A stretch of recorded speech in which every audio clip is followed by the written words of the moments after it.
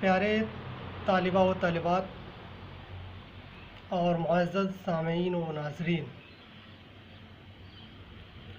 آداب۔ آج ہم سب غزل پر گفتگو کریں گے۔ غزل اردو کا مقبول ترین صنف ہے۔ غزل کو اردو کا آبرو بھی کہا جاتا ہے، اردو شاعری کی آبرو بھی کہا جاتا ہے۔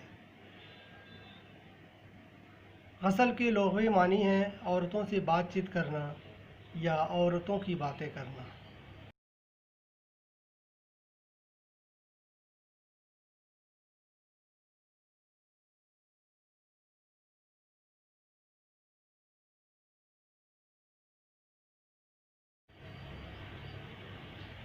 غزل میں عموماً و بیشتر عشقیہ شاعری کو پیش کیا جاتا ہے، یعنی اس میں عورتوں کی حسن و عشق کا تذکرہ کیا جاتا ہے۔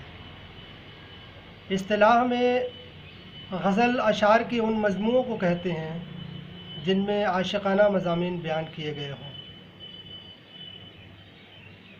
لیکن اس کے برعکس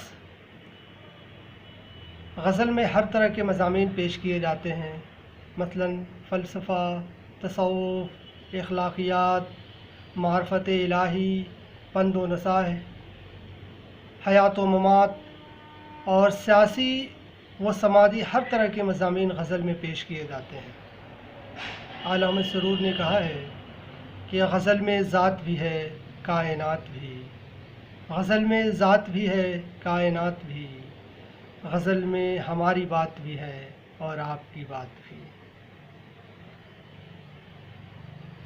غزل کا پہلا شعر جس میں قافیہ اور ردیف دونوں کی پیمائش ہوئی ہوتی ہے اسے مطلع کہتے ہیں، یعنی غزل جس شعر سے غزل کا آغاز ہوتا ہے اسے مطلع کہتے ہیں،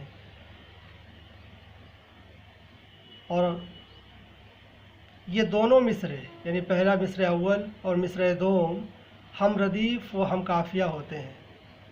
غزل کے علاوہ باقی شعر فرد کہلاتے ہیں۔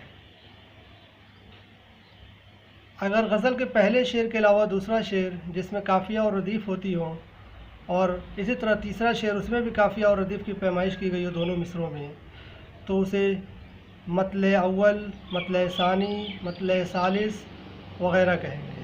اور اسی طرح اگر ہر ایک شعر غزل کے تمام اشعار، چاہے وہ 5 شعر ہوں یا 6 شعر ہوں یا 7 شعر ہوں یا اس سے زیادہ جتنے بھی شعر ہوں، اور سب میں ہر ایک مصرے میں قافیہ اور ردیف کی پیمائش کی گئی ہو، اسے مطلع نما غزل کہتے ہیں۔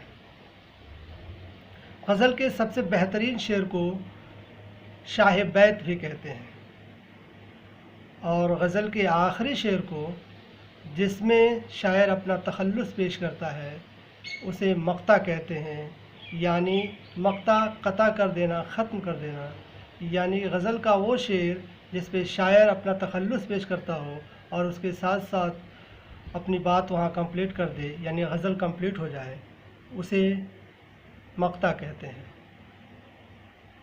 شکریہ۔